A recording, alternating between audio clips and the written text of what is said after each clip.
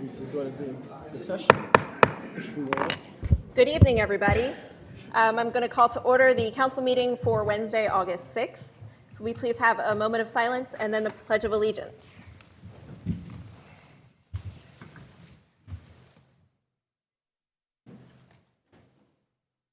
I pledge allegiance to the flag of the United States of America and to the republic for which it stands, one nation, under God, indivisible, with liberty and justice for all.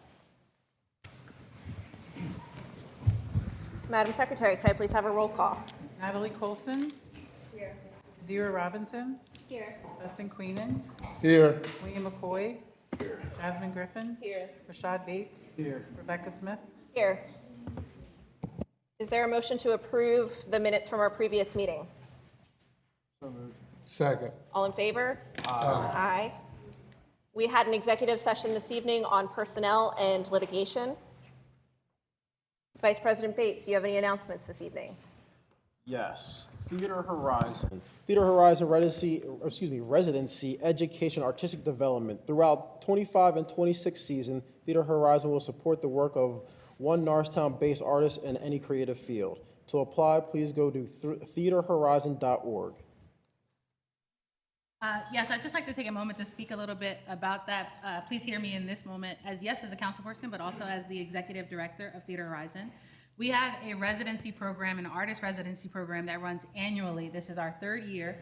It is in support of creating an ecosystem for Norristown-based artists to not only thrive here, but to continue to find support here. So within the residency, Theater Horizon supports an artist for the entirety of a year through mentorship, space, availability, as well as a budget. You receive a $3,000 stipend as a sign-on for the project, just to help offset the time and work that you're trying to put together, as well as an additional budget of $2,500 to produce a culminating event.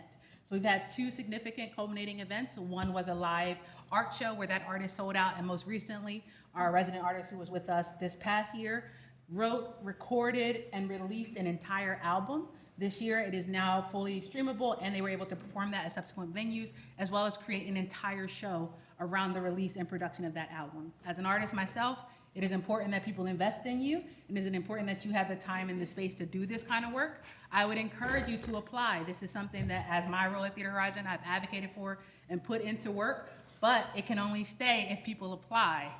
And I will say it is very important to come out of your shell and to apply, because I can do all of this and we can do all of this stuff, but if nobody applies, it then signals to our funder that nobody wants this opportunity. So I want to not only keep the opportunity, but I want to keep space for our artists. If you have any questions, I did put some flyers and information in the back. We also have some of our community advisory board members in the building today who I'm sure would be interested in answering questions if they can. I do not select the artists, but members of the Norristown community who are part of our board, as well as our oversight board, are the ones to select the candidate. But it is up to you to encourage candidates, and if you're an artist yourself, or if you decided today you want to be one, this is a good time to start. It comes with some support in order to do so. So I hope you'll be interested in taking a further look at it. Again, the information is in the back. You can ask me for questions.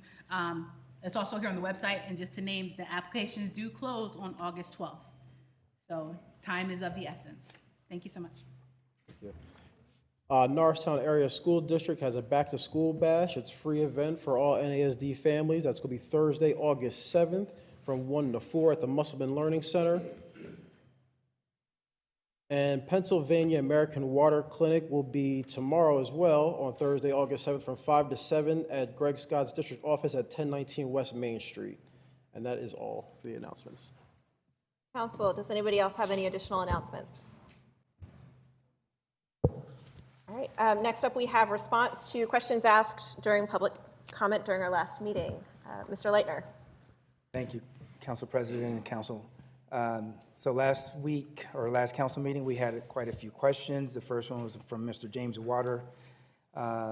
Again, this is an ongoing conversation about the floodgates and also the floodgates being off. So we have actually been discussing that with Mr. Waters. And again, this is an ongoing discussion. There was another question from Mr. Al Johnson, Moore Street. He expressed his concerns about being in the district. He wanted to meet his council person, and I believe Ms. Colson had met with him. And so we resolved that issue. The other one was about 421 Moore Street and some other properties on Moore Street. I believe, Mr. Johnson, we talked with Keith about this, and this is an ongoing property issue with those individuals that own the property. Right now is going through the compliance process to be rectified, but it is an ongoing process. And I think we spoke yesterday out at the event. We also have a question here from Mr. Fran Walsh of Stroudsburg. This was about the stormwater bill fee. He did meet with Kathy Pfister in our finance department to resolve this issue, but this is an issue that he has to take up with Portnoy, and they have working on this issue right now to get that resolved. The other question that came in was from Kiana Boynes, Washington Street. She said that practically the whole neighborhood received parking tickets for parking 20 feet from the corner. She said there are no signs and it's unfair. After taking further look at this, while it's unfair without having signage posted, according to the Pennsylvania Vehicle Code, it prohibits parking 20 feet from the crosswalk at the intersection, regardless of whether signs are posted or not. This law has been in place and ensure clear visibility for drivers and pedestrians, and this is critical to public safety. The municipality is looking at some of these areas where there are no signs, and if we can't put signs, we are going to put some signs up. However, we don't want to put too many signs up in certain corners. But again, the law does not require us to have signs on the corners. There was another question here from Ms. Lisa Brown, Basin Street. She said should be more tickets given for speeding and trucks parked in trailers and cars parked on the street where they don't live. She said that she's asking for a solution, and as you all know, we're working on the parking ordinance, and we're working together to try to figure out some solutions with the parking. And the last question here from Jane Pico, Buttonwood Street, commented on ICE activity. And also wanted us to figure out a solution for the individuals that could be posing as ICE and posing as police officers. According to the ICE federal regulations and agency, it is illegal for anyone to pose as a U.S. Marshal or ICE official. Norristown Municipality does not have the authority to prevent ICE from coming in here. However, any reckless behavior that they see and they want to report, they can report that to us, and we will take appropriate actions. And those were the questions from the previous council meeting. Thank you. Madam Secretary, do we have any public comment this evening? Yes. Heather Lewis.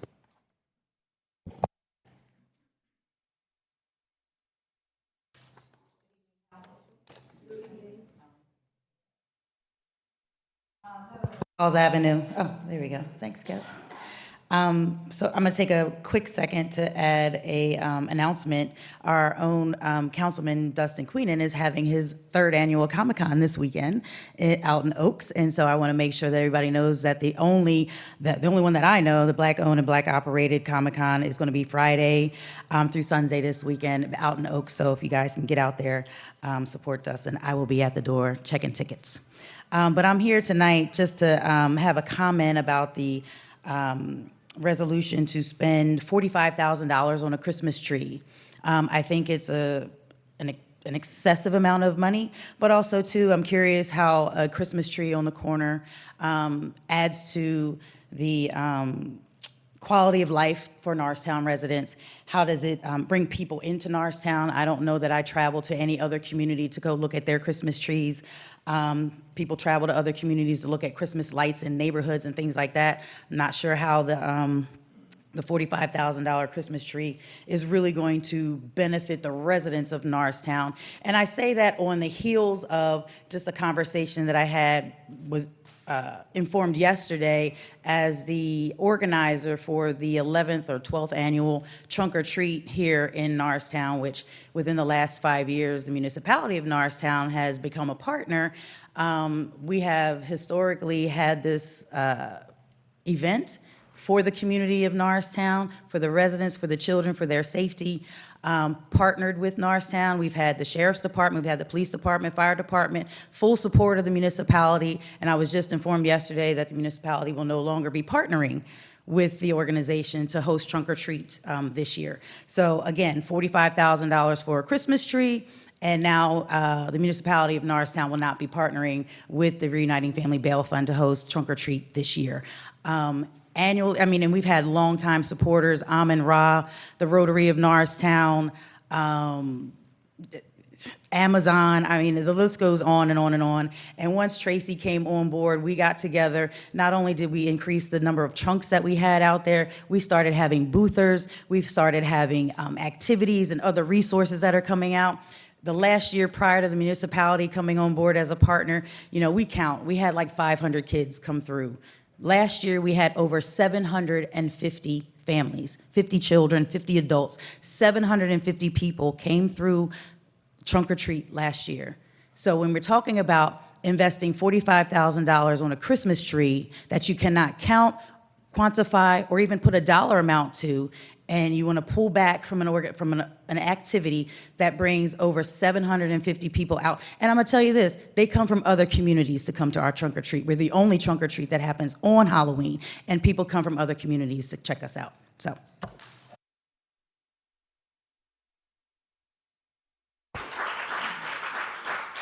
Kia Johnson.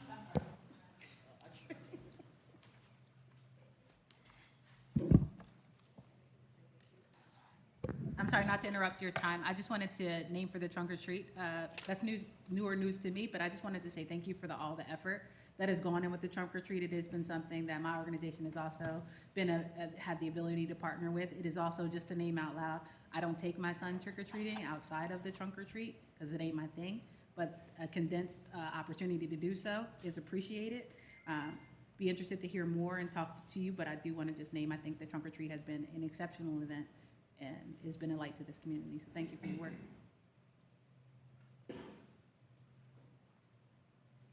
Mina? Hi, I'm Kia, and there are a couple things that I wanted to address. One, I got to piggyback on the $45,000 Christmas tree. That goes to the lowest bidder, right? So if I wanted to put in a bid at like 42, we could work something. I'm joking. But one of the things that I want to speak about are the trash dumpsters that the municipality does every couple of months. They're in the same spot every time, which is, it's hard for some people to get to those spots.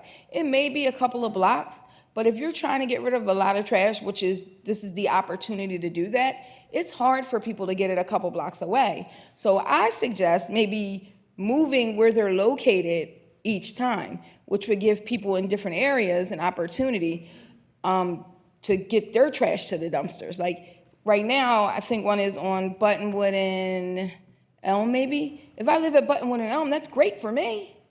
But if I live at Buttonwood and say Erie, not so great. So maybe just having them move so other neighbors get a chance to put their trash in the dumpsters. Also, I heard you mention that you're working on parking. That's one of my main issues. It's parking and having the inability to park. Like if I'm not home by 7 o'clock, I'm walking a block and a half just to park in my own neighborhood. And there's commercial vehicles parked there. The big long white commercial trucks are parked on the block. So instead of having trucks, because there's no truck parking, they got these big long commercial vans, but that's against the code too. So having someone come out to do something about that in the evenings would be great. Lauren Smith.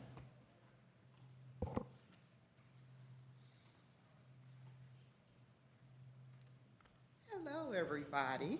Hello. Laura Smith, Powell Street, Norristown. Hey, neighbor. Three things. One, I spoke to Rebecca yesterday in regards to the committees. You guys asked the public to join these committees, but I think we should have a meeting for the people that are over these committees to make sure they're relevant. You can't ask people to be on a committee and then nobody knows anything about it. I've been approached a couple times about different committees.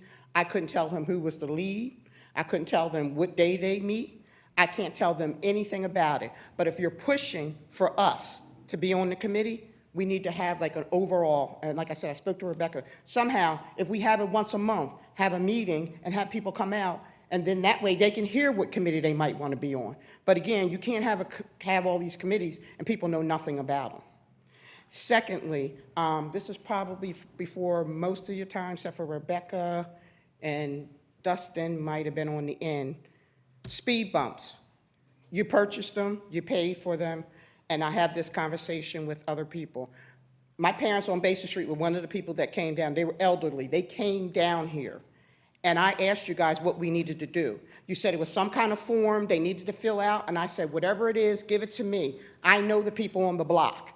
I can knock on their door. I can explain to them what they're signing. It's been like 3 years. My mom's past has been like 4, so it hasn't been done. They're somewhere. The speed bumps are somewhere.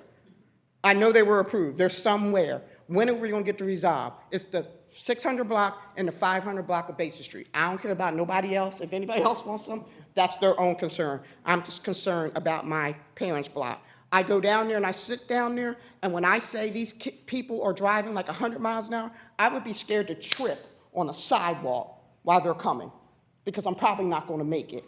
But again, it's probably about, I don't know how long ago now it is, but it's been a minute. So they're here, we got them approved, but we just need to figure out how to get them on the streets.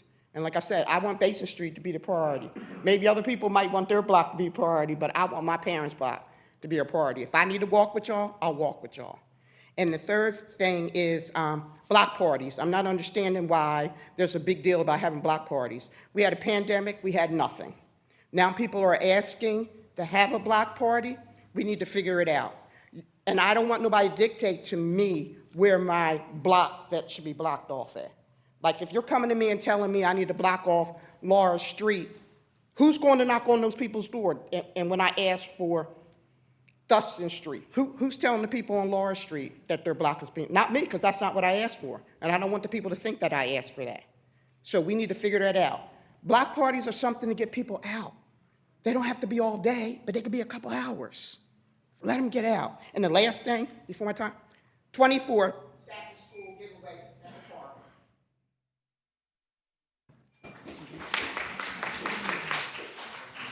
park. Erica Wharton.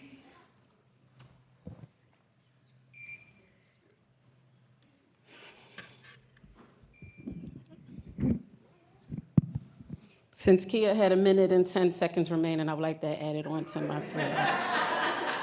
All right, good evening. You guys might think I'm just being negative. I'm not angry. I don't lose sleep at night, but it's just too much division. It's too much backbiting with you guys. You guys need to come together. It's just terrible, and it's making a division for the community. That's one thing, lack of communication. When I'm sending emails, nobody responding. What are you guys doing? No, not one response. We sent out something for Juneteenth. Dustin was the only one who responded. My dear and I did speak, nobody else. And I don't, Jazz and Natalie wasn't there when I did it, so what else? Sorry, I'm gonna get my 3 minutes.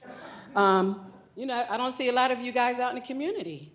Like, a lot of people used to be out in the community. You had Ms. Fern, the principal from Davenport, show up down at Crawford Park. You know what I mean? Like stuff like that. The kids want to see your faces. They wouldn't even know who you guys are. If you come out, they're gonna be like, oh, who's that? Do you guys have like a retreat that you do I feel like you guys need to review bylaws. I feel like there's things overstepping boundaries. When you come on, you should be furnished bylaws, have a meeting about bylaws, go over it, because it's just too much backbiting. It's puppeteers, you being puppets. Like, you gotta step it up. And police chief process. How long has this been?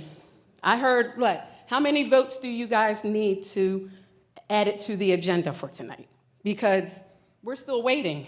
We came in person, you offered it on Facebook Live, and those people weren't even able to submit it. So where's the feedback? What's the outcome from all the votes from the 3? We haven't heard anything. Hasn't been on the agenda.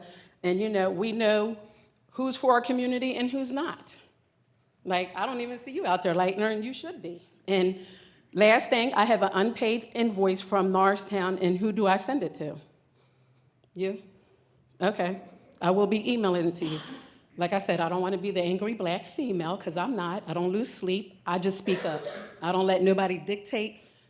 Somebody could say, oh, I don't like this person. I don't care. I don't have a personal issue. But when it comes personal with me, that's when I will go there with you. You get what I'm saying? So have a good night. I got 40 seconds left. What else? But seriously, that retreat will help you guys. It'll help us. Listen, have a mind of your own. Once you get into this role, have a mind of your own. Stop listening to other people, because this is the year God talking to me for exposure. Y'all better be watching out. Mike Todd. Mike Todd. Hi, Mike Todd, East Friedley Street. Go ahead and be the angry black woman, because angry white men have had their due time. It's okay. More commonly known to most people as Tiffany's husband. But anyway, I wrote everything down because I'm a pastor, and otherwise I'll go over my 3 minutes. Back to parking. This one's very specific, and I actually have a simple solution, so we'll get to all that. In and around the blocks surrounding 1430 DeKalb Pike, more commonly known as the Montgomery County Human Services Building. We've spoken to neighbors from Arch to DeKalb and from Fornance to Summit. They all report seeing the same unpermitted cars parked all day next to their homes in residential 2-hour parking limit zones. The only time we see cars being ticketed are on designated street cleaning days. Meanwhile, there's a gated parking lot right next to the Human Services Building, owned by the owners of the Human Services Building, that has approximately 125 parking spaces available. I've been intentionally counting over the last few weeks. There have never been more than 40 cars parked in that lot, usually 30 or less. We've spoken to some of the employees who park there, or who park on the street, and asked why they don't use the lot. And they informed us that they're equally frustrated because the owner's parking lot policy is to designate a limited number of passes to the employees, the majority of whom don't even commute to work anymore. There are employees who have been on the parking pass waiting list for months and years, who walk past a mostly empty lot every day to get to their jobs.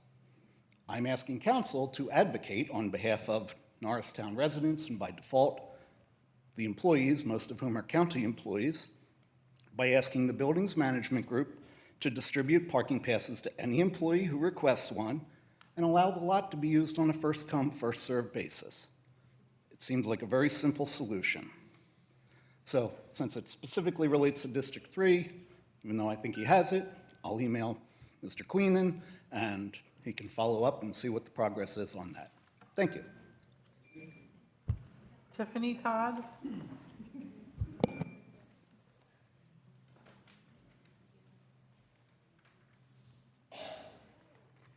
Good evening. I'm here about the $45,000 Christmas tree. I would like to know, where is it going? Where is the money coming from? Is it taxpayer money? Is there a donation specified for the purpose of purchasing a $45,000 Christmas tree?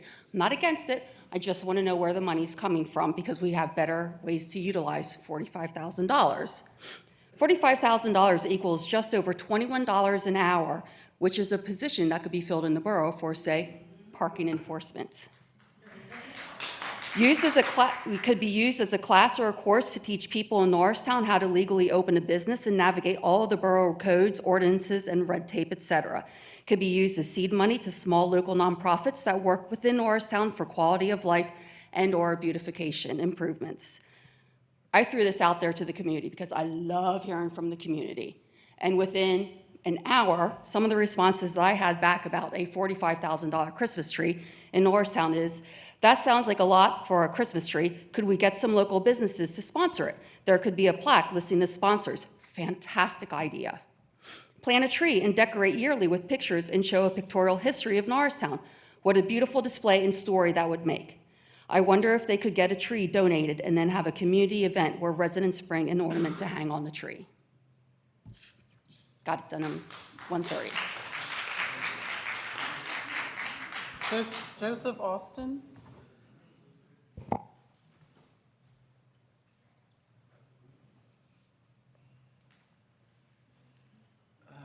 Good evening, Council. How's everybody? My name is Joseph Austin. I live in West Norristown. However, I do have family members and friends that do reside in Norristown. And I would like to mention 3 projects, just as a point of reference and for some context. 2 of the projects are planned, and 1 needs urgent attention and planning. The first planned project involves replacing the bridge over Avery Street.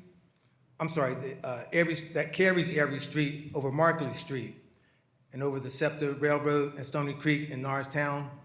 Now, that project is located in District Number 2, and it does not appear on the Norristown website, so I'm assuming that it is not under any Norristown economic development or infrastructure planning. The second planned project is the intersection of Marshall Street and Hawes Avenue, also in District 2. Now, this infrastructure project is detailed on the interactive map on the Norristown website, indicating that it does fall under Council's purview. And the details say that due to dangerous driving habits, high pedestrian usage, this intersection has been identified as a pedestrian safety project. By the way, this initiative is a collaborative effort involving the Delaware Valley Regional Planning Commission, Alcamo, and the municipality of Norristown. And I agree with both of those projects, especially anything dealing with safety, I'm all for. Thirdly, and most importantly, I would like to draw everyone's attention, specifically Mr. Bates, to a pressing issue regarding the intersection of West Airy and Selma Streets, which falls within your district. Now, similar to the Marshall Street intersection, no more than a half mile away, the driving behavior at this intersection, West Airy and Selma, is equally dangerous and poses a significant threat to that community's safety, specifically my family members. Recently, you may have heard there have been 2 serious accidents at that intersection. And given the high population density, the traffic volume and speed in the area, they treat it like it's Indy 500. It's fortunate that these incidents were not more severe. Sadly, one of those accidents resulted in a fatality, a motorcycle accident, while the other involved an overturned vehicle. So my questions are, has this situation been brought to your attention? And if so, what measures are being implemented to address it? If not, how long must the residents endure this type of trauma and disregard for human life? God forbid a body or an overturned vehicle winds up in one of my family's porch. So, address and I hope you take it seriously and take it upon yourself. Thank you. Take a lead and make a difference, sir. Thank you. Al Johnson.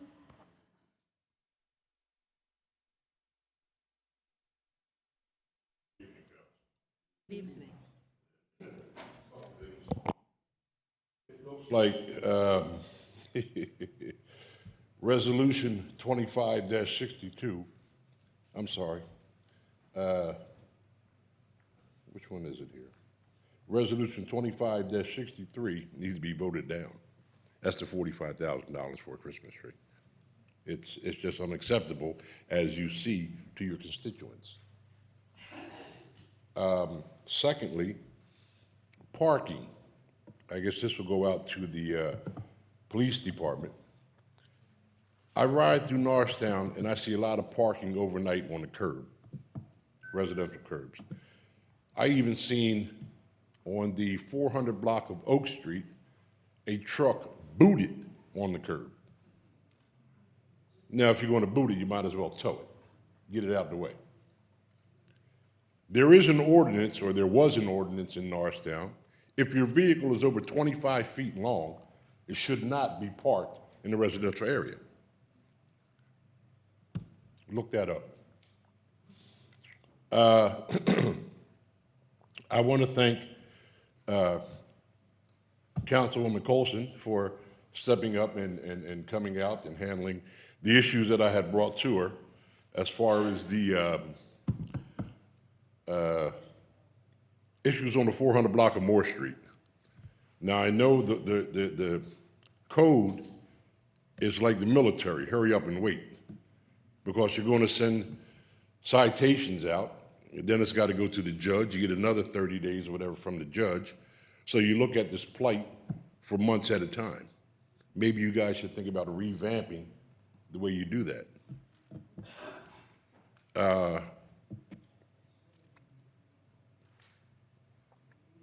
Stopping this morning when Code was at at that address on Moore Street, we sat there together, Asa, myself, and Mr. Graham, and watched 3 cars run through the stop sign at Moore and Walnut Street, which is an occurrence every day.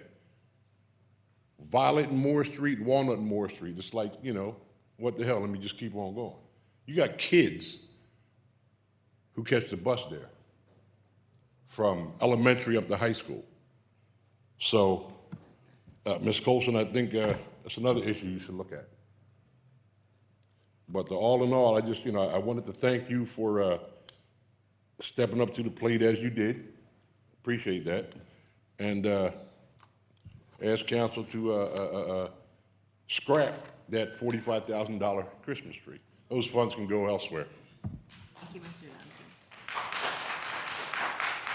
Johnson. Melvin Faust.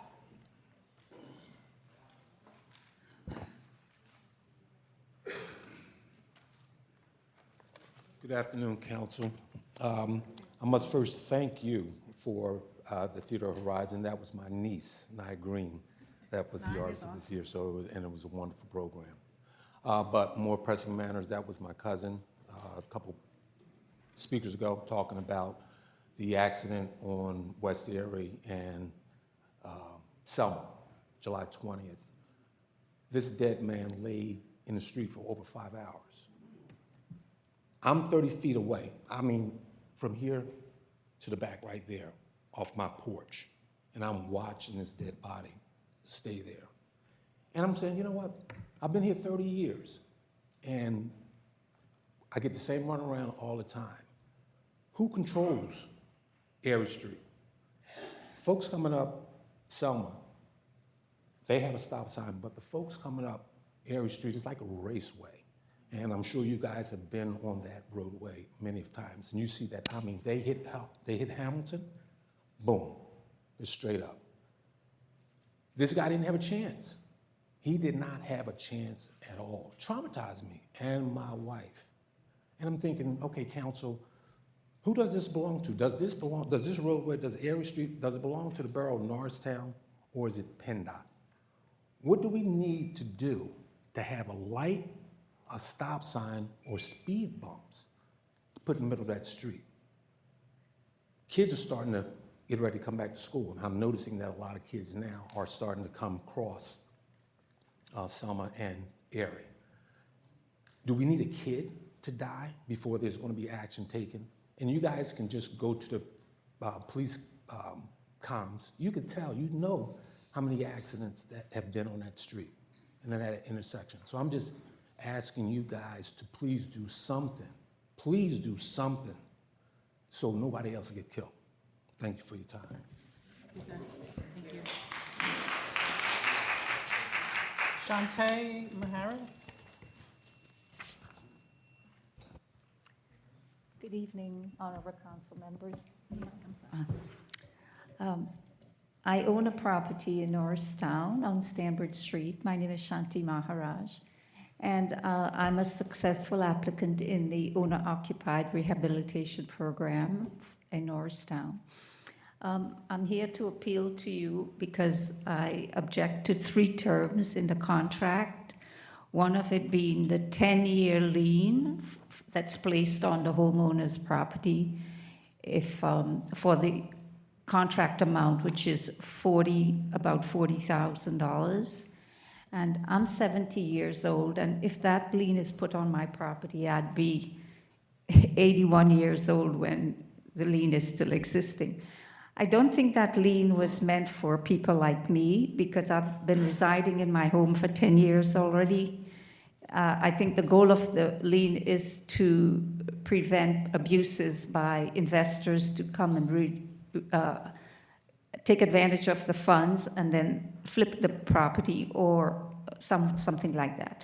So I have no intentions of leaving my property, and I'm here to appeal to you. I've presented you with a letter with my arguments in detail, and I would like to ask you to please waive that lien in my regard because it's a low to moderate income property. My house is 125 years old or more, and I have a lot of renovations that need to be done. And the lien would burden me in the years when I should be focusing on my health care. My husband died from cancer and it depleted my funds. So I know what to expect in the future in healthcare needs. And that's not the time when I would like to have the anxiety of a lien put on my property. I worked very hard to keep my property mortgage-free, and I am asking you to please review my arguments and waive that. The second term that I object to is the indemnification clause, and that's usually not found in low to moderate income properties. It's usually against public policy to have a low to moderate income person assume the risk of a third party. I think they should all bear their own risks. And again, I've detailed that in my letter to you. There is one other term, and that is the lead paint testing. There's visible evidence of lead paint in my home. So I'm asking to waive the testing and just have the contractor go to the remediation of the lead. It's a waste of money to test when you can just see lead paint in my building. So if you can please consider the terms in my letter, I really would appreciate it. Thank you for the time.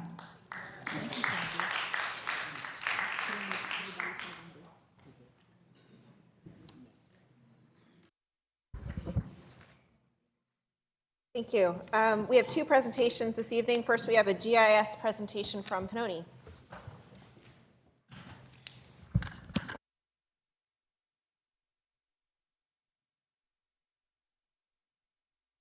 Council, as Matt Quackenbush, right, from Pennoni is preparing, this is part of the process we were talking about in making things transparent for the community as well as making things accessible for council as well. So what you're going to see him present are some of the tables with the GIS mapping that we've started to implement and put in place. We haven't rolled this out yet, but we will hopefully right after this presentation. Thanks so much. Good evening, everyone. I'm Matt Quackenbush. I'm the GIS manager with Pennoni. See the mic? Okay, perfect. Can everyone hear me okay? Good. Matt Quackenbush, I'm the GIS manager with Pennoni, and I'm the project manager on this work. So I'm going to take you through what's called Map at Norristown. That is the community hub map portal that we put together with Mr. Leitner, his team, and various departments here at Norristown. So, Map at Norristown, again, this is going to be a central site that hosts a variety of public and internal maps. That's going to, ultimately, this map exists, this site exists and links up with norristown.org. So this allows us to kind of host the maps here, and then also they're visible on the relevant pages there. So it, it enhances transparency and increases access to information. Improves civic engagement. Also, we're centralizing data sources, so a lot of our process here was digitizing old maps, looking through old, spreadsheets, taking, old paper maps, all that stuff, pulling it up here and putting into useful, actionable information for all the citizens here. So, the plan is to go live tomorrow, so we're going to put it on the socials. We've got everything queued up and ready to go. So what I'm going to do now is I'm going to do a quick tour of the variety maps that we have up there, and then I'm going to do a live demo at the end so you can kind of see it in action. So this is the collection of apps we have up there. There's quite a bit. many focus on the community service, public facing. There's a couple internal ones I'm not going to show, but I'll mention at the end. So to start, I'm going to start with this community services map. This one here, allows a user to select or search or click a location on the map, and then what it's going to do is it's going to tell you all the relevant community services information. So trash pickup, voting districts, your council districts, any relevant information related to schools or utilities. Compiled it here, and it's just kind of search your location, or it doesn't even have to be your home. It could be anywhere in Norristown. All that information is going to be available for you, so you can see that. So in this screenshot here, I clicked on a location. It tells us Wednesday is the waste collection day. You're in Ward 2 is your voting district. There's your polling location, and a link to register to vote as well.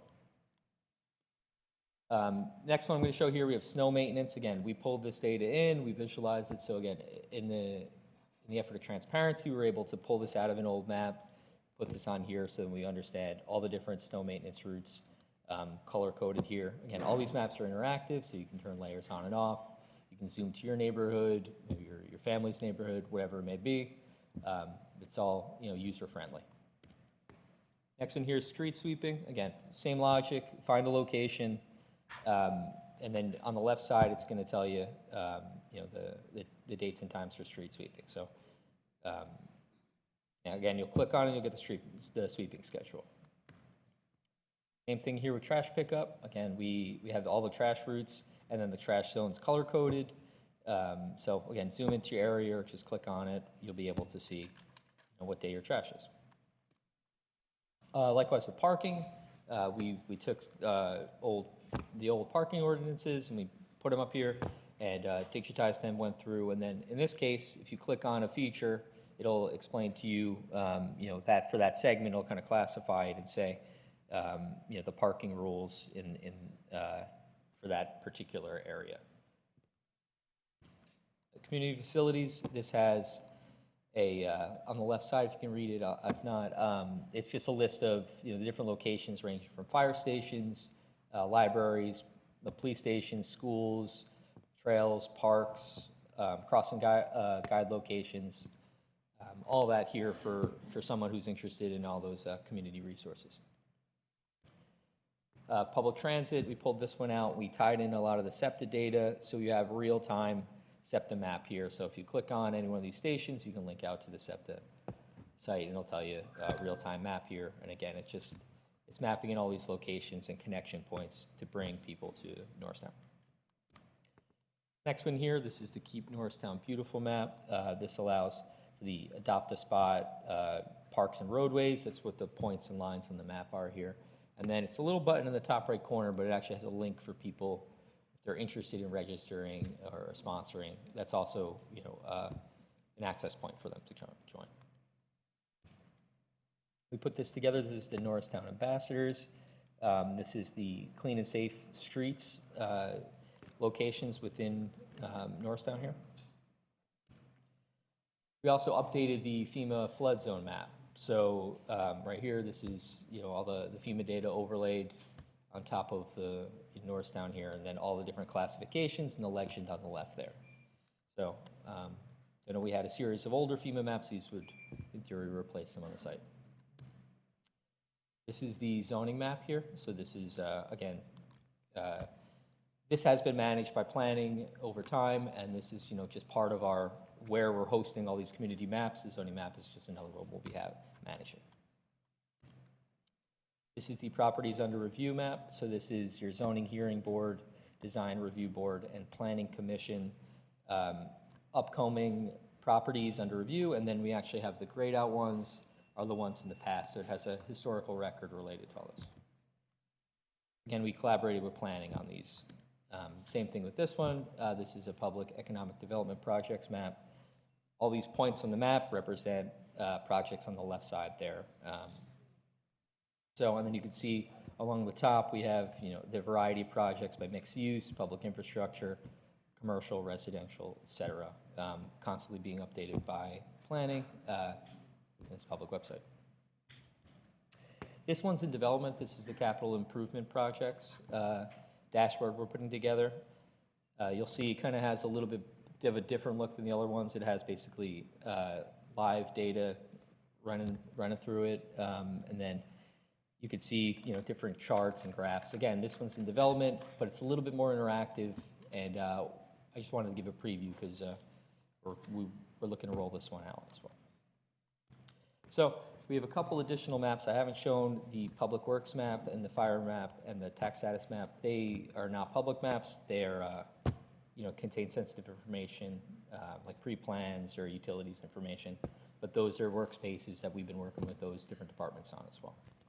Some possible future ones: buildings and codes dashboard, fire calls, smoke detector location dashboard, and then police and crime dashboard as well. So those are ones we're thinking big picture on. And then I'm going to take a couple seconds here to jump and do a live demo on that community hub site. So this is the map at Norristown site. What's happening here is, you know, this is its own standalone website, but all of these maps will also be located on norristown.org. So it's a couple locations for you to get to the same place.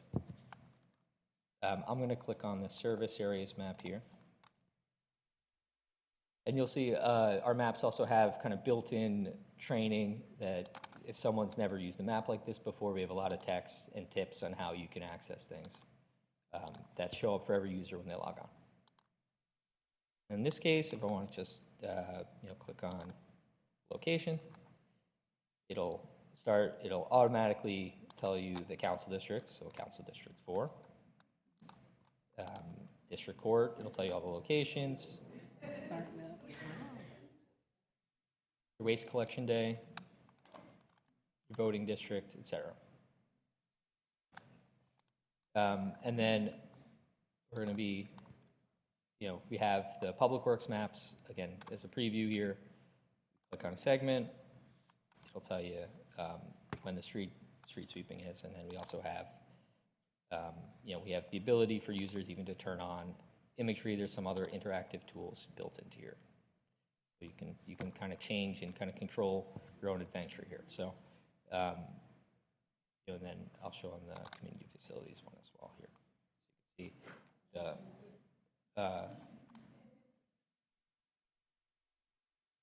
see you can see in each one of these, I'm bringing this one up too, because you see each one of these has like a different record associated to it.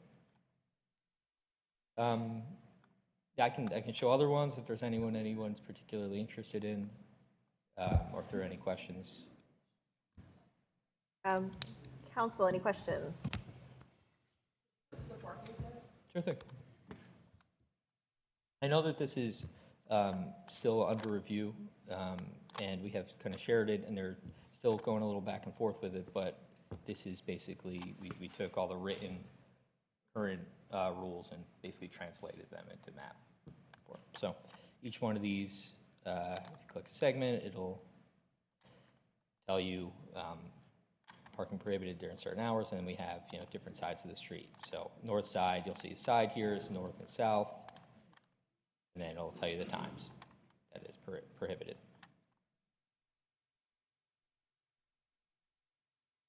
Again, we have other, anytime you see the stack of maps here, you can add different layers as well.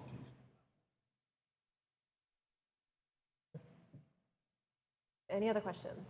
Councilwoman Robinson. I have a question, and it's maybe for Lightner's team as well. Just wondering, you said that there was a hope that after today's meeting that this could potentially go live. I was just wondering how close to like fully updated is this material? And is there a significant kind of like rollout process for it? Or when we say we go live, this is to be something that would be immediately accessible? For the most part, we feel pretty caught up with the status of the data. And then everything can be updated as needed. If you know, but for the most part, we've been working on this for a few months, and then, you know, we feel pretty up to date on many of these maps here for sure. Well, once you hit live, we can go, but we see that we need to fix something first before we go live tomorrow. I saw it. Councilman McQuay. Excuse me if I missed this. However, is there an app version of this at the moment?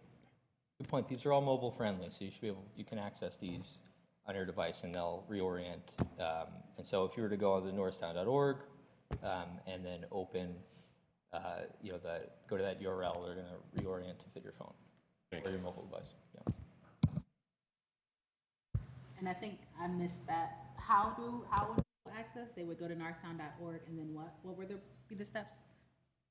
So for all these are mobile friendly where they'll reformat to fit your phone. So if you go to norristown.org and you're on your phone, your iPad, they're going to reorient and they'll look a little different, but they'll kind of fit your mobile device.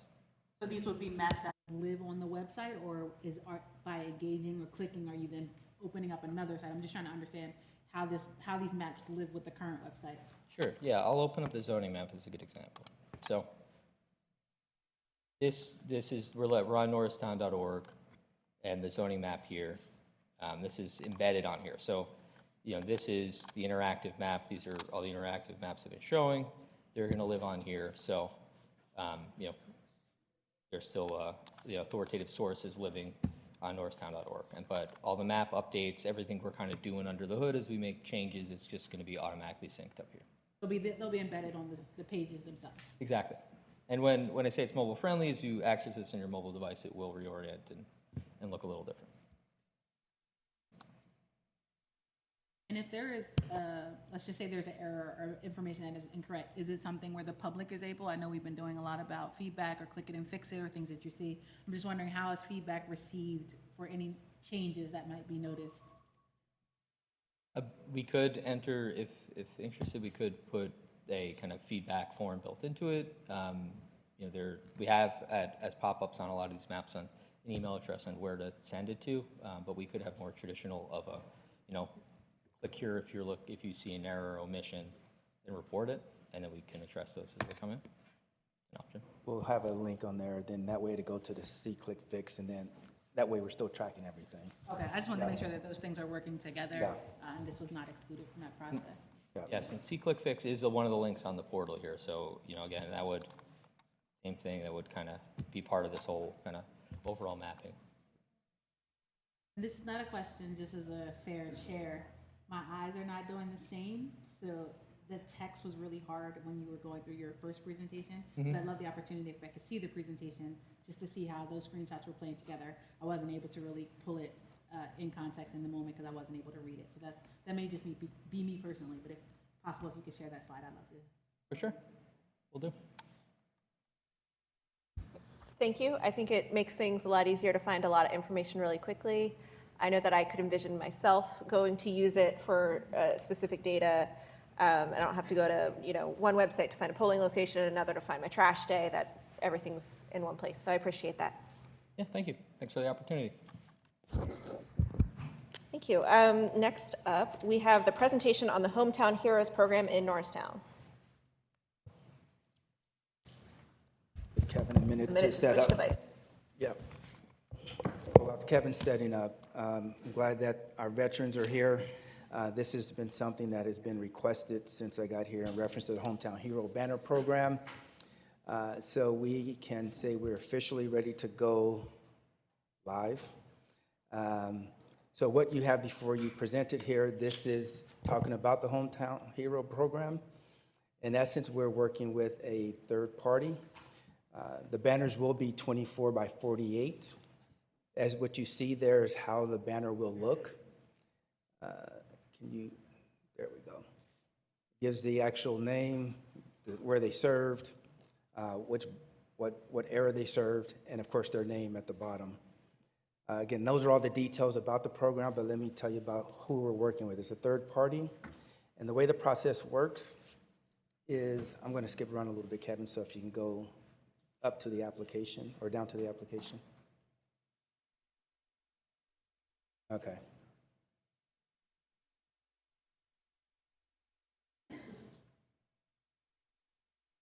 So the way the program works is Norristown itself is partnering with the third party. And what they do is you fill out the application. So if you have a family member or you are veterans, you fill out the application. And the application will be on our website, but we also have hard copies here for our veteran organizations that you can take the hard copies with you to your organization and keep the hard copies there. But once they fill it out, What you'll need to attach with it, there is a cost for that. That cost doesn't go to the municipality, that cost goes to the organization for them to print the banners. And there is also, with the application, a $135 check that goes with it and a picture of your veteran. Once that goes to the third party, what they do is they vet it. And once they vet it, they'll get the actual banner made. Once the banner is made, it goes to that third party. The third party then reviews it to make sure that it's accurate based off the application. And then once they give the go-ahead that it's clear, they will ship the actual banner to the third party.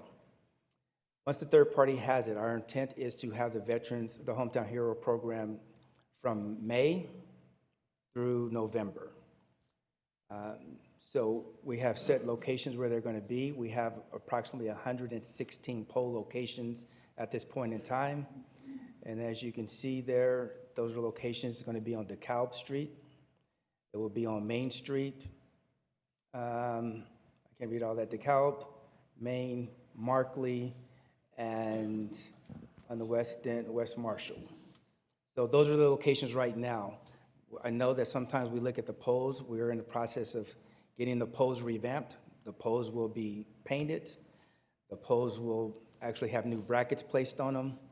And so by the time we roll this out, the polls will be in fresh conditions so that when the banners are placed, everything looks good, so that way we can honor our veterans and, again, the people that have the ability to walk. Right now, the banners are faced on the street, but we probably will change the banners so they're faced on the sidewalk, because too many times trucks drive down and hit the banners on the street, so our intent is to move them to the sidewalk. No other concerns or trees are in the way. We will have the trees trimmed so that people can, again, see the veterans, see the banners. So this is the program right now as we're presenting it. Again, the intent is we're ready to roll this out now. If there's any questions, you can definitely reach out to us. We've met with all the veteran organizations. They have the information as well. But again, if you have a veteran in your family or you know of someone and you want to participate in that, it's a simple process. Application, check made payable to that organization, and a picture of your veteran. So that's the program. We're ready to go live tomorrow. Thank you, Council. Any questions? Councilman Coulson. So for the timeline, is that is it on the application, or is that will it be online, or? Yes, it's all on there. Okay. That's one thing I didn't mention. The veteran will have 2 years. So what will happen is the day after Veterans Day, we will take the banners down. We take the banners down, we clean them, we will store them, and then when it comes to the new year, we'll put the banners back up again. At the end of the second year, the applicant for the banner, you have the right to take that banner. So we would fold the banner, you can pick up the banner, and you can take the banner home. Now, there's an opportunity if you want to go for another round of 2 years, there's that opportunity there as well. But what we're trying to do right now is gauge it because we have 116 polls. We have to see the number of people that are going to respond to this, because if there's more than that, we might have to look at keeping it at 2 years and give the next round 2 years. If there are opportunities to put more polls up, we will do that. Not put more polls up, but find areas where we can put them. But right now, that's where we're at, about 2 years for the time frame. So if it fills up, then we'll create a waiting list? Yes. Okay. You may have said this and I missed it, sorry. You said the applications are being received now. Is there a timeline of when those would be cut off? There's no timeline for cutoff. This is a continuous process. Until the 116 is reached? Even after the 116 is reached, we'll still keep it, but we'll notify them that there's a 2 year, it's 2 years, so it may not go up to the next year or the year after. Is this a national organization for the Hometown Heroes? Yes, this is the same organization that does Lansdale. They do Allentown. There's a whole list of different municipalities they do. Okay, so, well, I mean, national, like, is like a chain, or they just do it for, like, they have, like, I guess a patent on this, or Hometown Heroes, the logos? Yes. Okay. Council, any other questions? I don't have a question, just a comment that I think this is a great program. We've heard a lot desire for this as myself, as a person who has family members who are veterans. I'm excited about this opportunity. There are 116, I definitely will be honoring my grandfathers as well as my uncles in support of this. And I just want to name, this is mostly open to the community, and it always is, but I just want to say untold stories are important, and this is a moment where we should want to see our family members, those that are part of this community highlighted up there and put up there. If for some reason cost is a barrier, I'll invite you to have a conversation with me. I would like to sponsor 2 families where cost might be a barrier to getting their story forward to say so. And this is in no way to be exclusive, but I am specifically talking about families of color. I appreciate you all, and I appreciate all of your service, but I believe untold stories are important.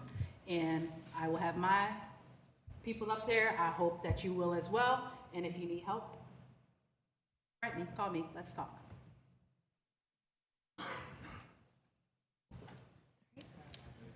Thank you. Likewise, I'm excited to see this. I've gotten some questions on it recently too, so excited to see this. Thank you. Next up on our agenda, we have resolution number 25-62, a request for municipal council to approve appointment to boards, committees, and commissions. Mr. Leitner. Yes, Madam President. So we have a resolution to approve 2 members on the Norristown Sewer Authority Board, and we have 1 member for the Recreation Committee Board to be approved. Both of these, one, the authority has been vacant for at least 8 to 9 months, these two seats. And for the Recreation Committee, I know we're constantly still trying to get the Recreation Committee back up and going. So these are both important positions that we need to get filled. Council, any questions?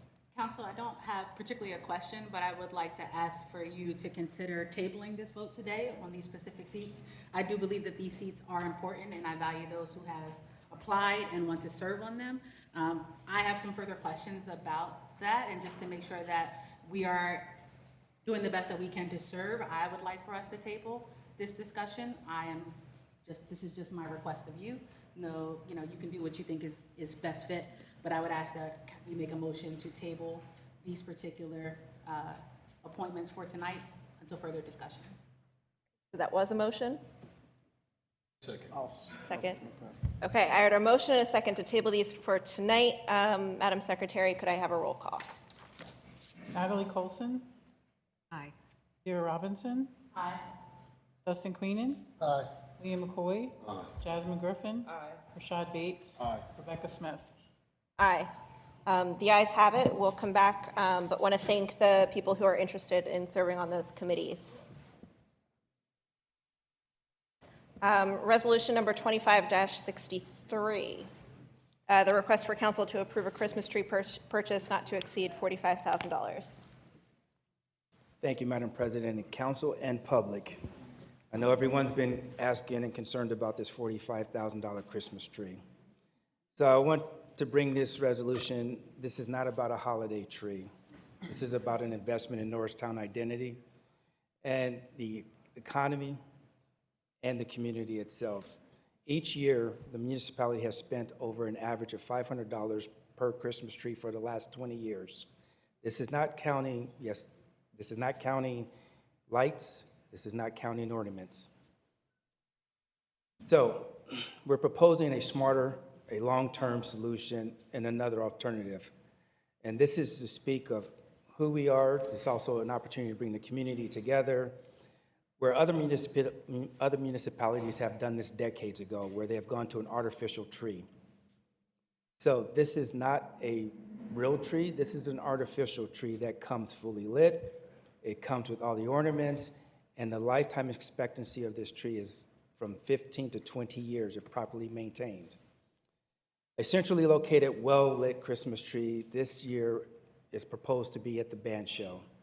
We don't have a set location. We know over the years the trees have been placed in different locations. But this is also a symbol and an opportunity to bring people together. Every year we also have different types of toy events where you're going to have toys for tots, our police department, our fire department. They all get toys. This is an opportunity to have a Christmas tree lighting ceremony. It also helps with the economic boost in the community, but also bring the people together. And this is an opportunity to bring toys out and fellowship and have organizations come together.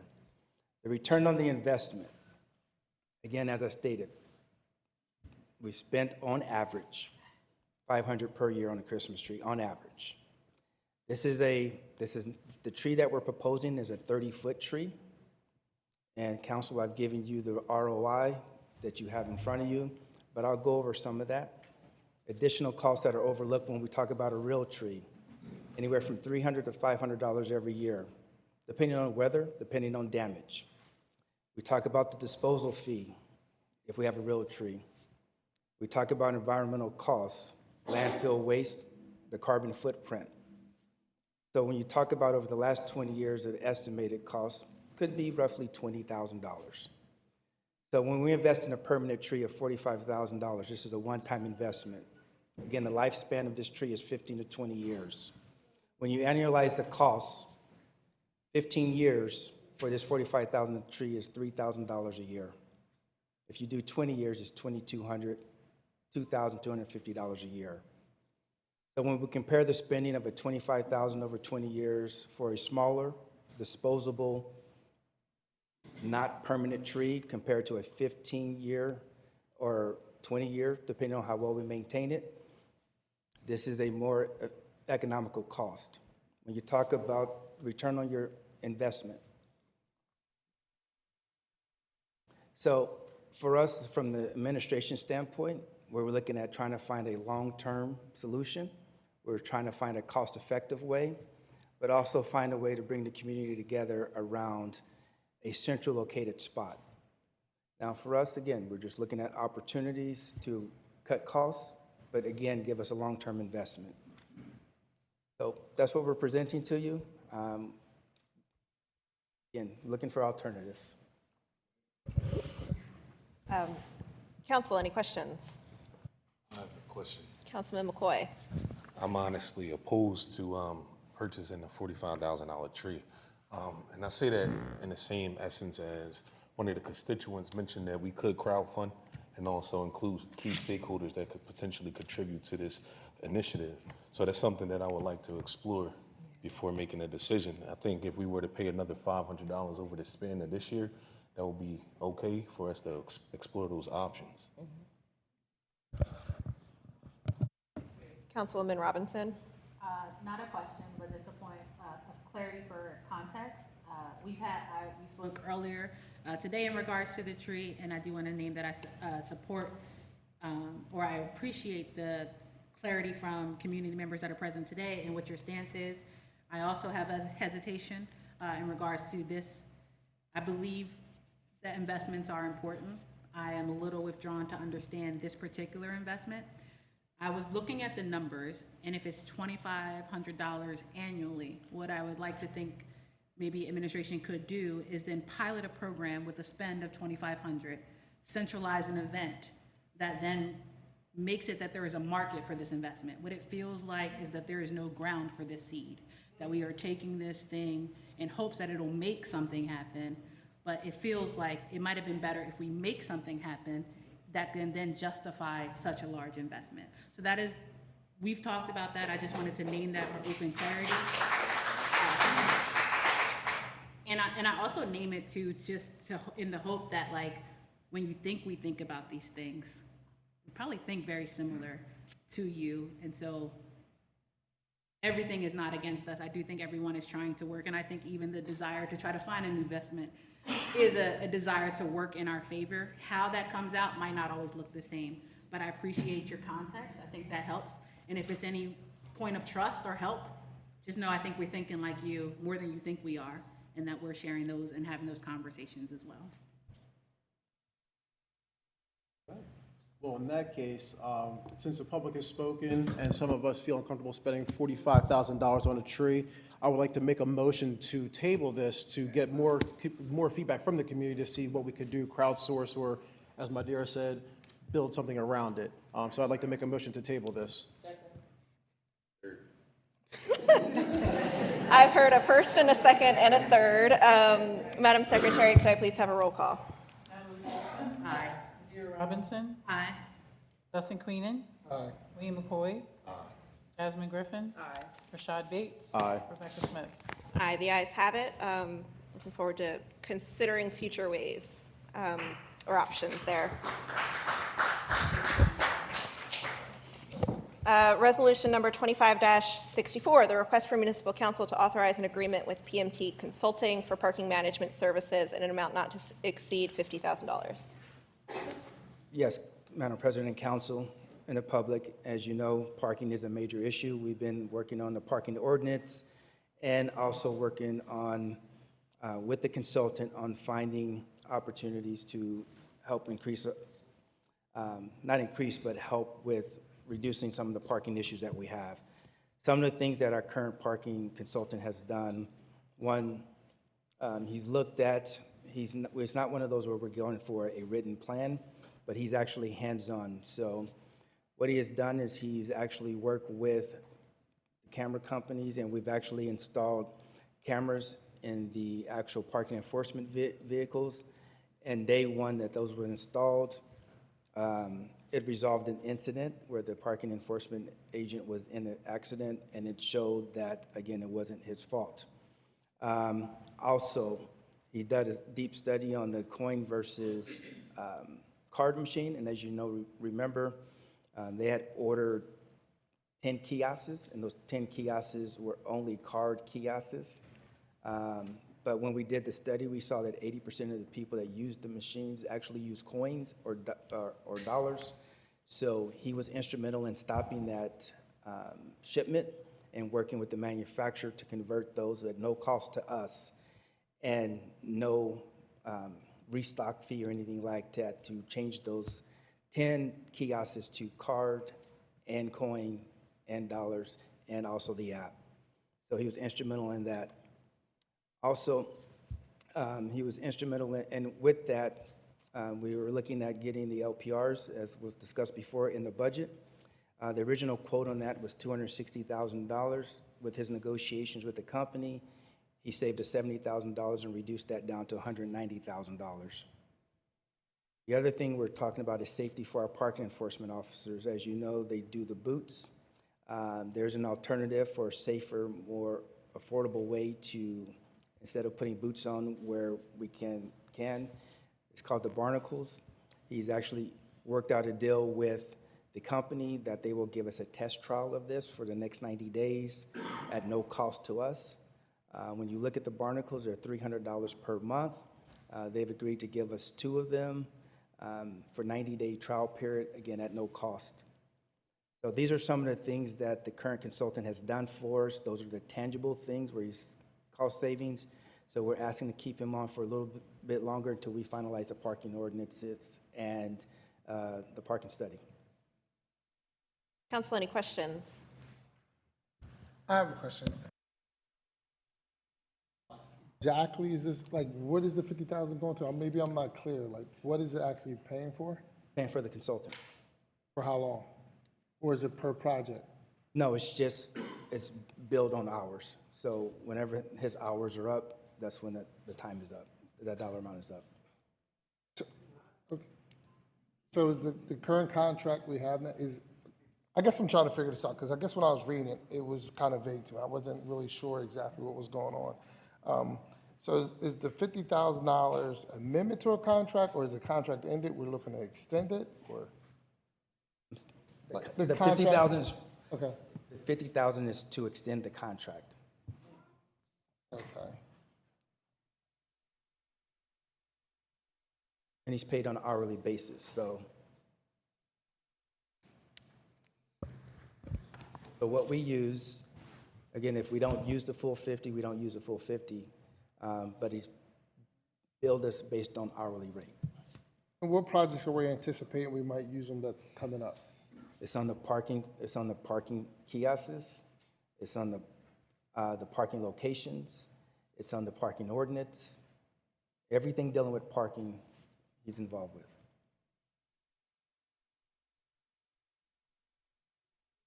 I have a question. Yes. And I will name, I am a proponent of consultants, having done a lot of consulting work my own self. I do think it's helpful and instrumental within any practice and mostly within organizations who don't have dedicated oversight or day-to-day operations or expertise in those areas. It sounds like we previously had a contract with this group to do these, and you did highlight for us the impact of the work that happened throughout their time. I was just wondering, comparatively, how does this match our previous contract and the allotment of hours? If there was any better specification we could have on this allotment, you don't have to give me the full, like the amount, but this allotment versus our previous contract with them. Is this larger, smaller, a factor, a fraction of? I'm just trying to understand. In the time that they were able to do all that other work, how much is this time in relation? We've had him for 11 months, and the first one was 40,000. And then this one, again, is 50 years, but it's going to be for, again, no set time frame, but for the next 2 years at least.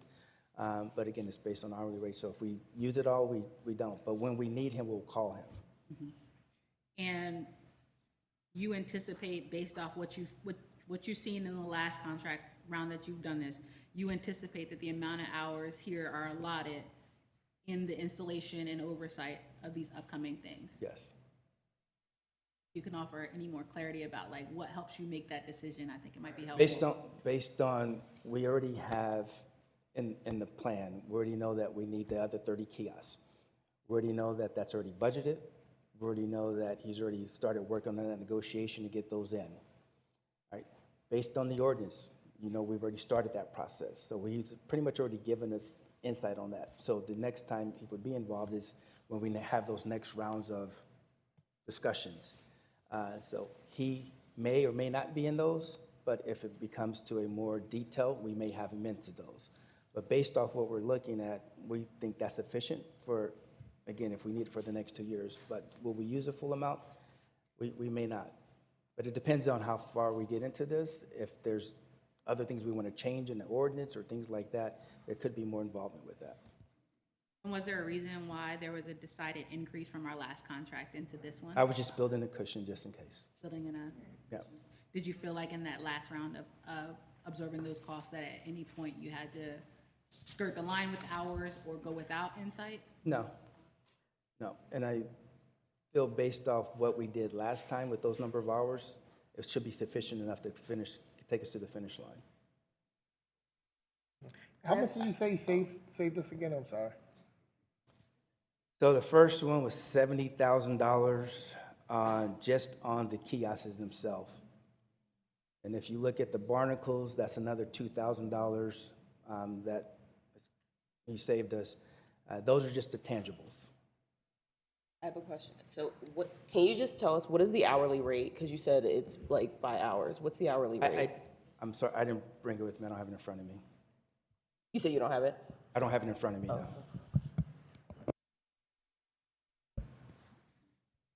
Is there a deadline attached to moving forward on this? I won't say there's a deadline, but his contract is expiring.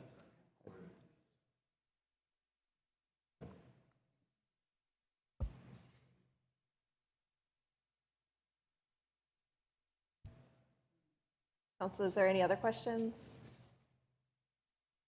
Council, is there a motion to approve resolution number 25-64, a request from Municipal Council to authorize an agreement with PMT Consulting for parking management services? So moved.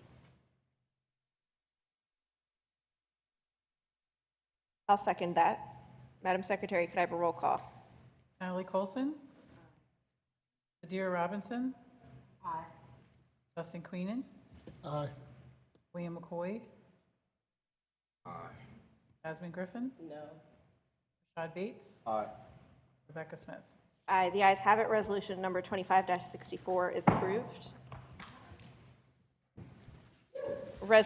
Ordinance 25-05, request from Municipal Council to amend Chapter 278, Article 2, Sections 278-9, sidewalk sales, and 278-23, violations and penalties of the Norristown Municipal Code. Thank you, Madam President and Council. This has been advertised since the last council meeting. This is an update. this update to this ordinance is aimed to modernize and clarify the regulations governing sidewalk sales. One, to ensure safety, to ensure orderly and accessibility for the public right-of-way, while also strengthening enforcement for traffic citations and also code violations. The intent is to better support the small businesses, engage in the sidewalk sales, and maintain pedestrian safety as they walk to and from the different businesses. It also provides the municipality a more effective tool in managing violations. So we're asking you to move forward to approve this amendment to the ordinance. Council, is there any questions? Being none, is there a motion to approve ordinance number 25-05? So moved. Second. Madam Secretary, could I please have a roll call? Natalie Colson. Aye. Adira Robinson. Aye. Dustin Queenan. Aye. William McCoy. Aye. Jasmine Griffin. Aye. Rashad Bates. Aye. Rebecca Smith. Aye, the ayes have it. That ordinance is approved. Ordinance number 25-06, request for municipal council to amend Chapter 225 titled Parks and Recreation Areas to add additional prohibitions in municipal parks and to authorize the adoption of policies and procedures relating to the same. Thank you, Madam President and Council. This purpose of this ordinance, again, is to add specific prohibitions to address ongoing safety, cleanliness, and quality of life concerns to our municipal parks, such as unauthorized vehicle use, vandalism, disruptive behavior, and additionally, this ordinance will authorize the municipality to adopt formal policies and procedures to help manage the park use more effectively and consistently. So this motion is to authorize we already did the advertisement, but to allow us again to provide better code enforcement and manage our parks for safety. Council, any questions? Is there a motion to approve ordinance 25-06 to amend Chapter 225 titled Parks and Recreation Areas to add additional prohibitions to municipal parks and authorize the adoption of policies and procedures related to the same? So moved. Second. Can I have a roll call, please? Natalie Colson. Aye. Adira Robinson. Aye. Dustin Queenan. Aye. William McCoy. Aye. Jasmine Griffin. Aye. Rashad Bates. Aye. Rebecca Smith. Aye, the ayes have it. Ordinance 25-06 is approved. Municipal Council, motion to approve the governmental entities settlement agreement and bankruptcy plan in the Purdue Pharma LP case. Sure. Thank you very much. Sure, Council. Several years ago, Council opted in to pursue class action litigation against Purdue Pharma related to opioids and its effect on communities such as Norristown and others throughout the Commonwealth and the country. From time to time, there have been portions of this that have been settled. Norristown has received payments for that. And this is the ability to opt into further litigation with Purdue Pharma and be eligible for any proceeds from further settlements related to this. Council, any questions? Is there a motion to approve the governmental entity settlement agreement and bankruptcy plan in the Purdue Pharma LP case? Could I have a roll call, please? Natalie Colson. Aye. Adira Robinson. Aye. Dustin Queenan. Aye. William McCoy. Aye. Jasmine Griffin. Aye. Rashad Bates. Aye. Rebecca Smith. Aye, the ayes have it. Buildings and code compliance, presentation of the HARB COAs for consideration. Good evening, President Smith, members of council. As you know, the Historic Review Board meets monthly to review all requests for additions, alterations, or repairs on the exterior of properties within the historic district. The following COAs have been reviewed and recommended for approval by the HARB and are being presented to you tonight for your consideration. 530 Hamilton Street, 512 Hamilton Street, 509 Buttonwood Street, and 24 East Oak Street. Thank you. Council, any questions? Seeing none, is there a motion to approve the HARB COAs for this month? So moved. Have a roll call, please. Natalie Colson. Adira Robinson. Dustin Queenan. Aye. William McCoy. Aye. Jasmine Griffin. Aye. Rashad Bates. Aye. Rebecca Smith. Aye, the ayes have it. Thank you. Public Works, Resolution 25-65, the mechanical service agreement with the Tustin Group in the amount of $41,250. Good evening, Council. This is to have an agreement with Tustin HVAC company, Tustin Group, for the maintenance of the HVAC system here. It's going to be, this is for preventive maintenance. It's going to be costing us about $13,750 a year, and this agreement is for 3 years, totaling $41,250. Council, any questions? So this is a 3-year contract? It's a 3-year contract. Okay, and this is just for general maintenance? Yeah, for preventive maintenance. Oh, yeah, so we won't be in a heat storm or freezing or, okay. Just so Councilman I Robinson. understand, the total amount, the $41,250, is that annually paid for the 3 years, or does that include all 3 years? It's all 3 years. Council, any other questions?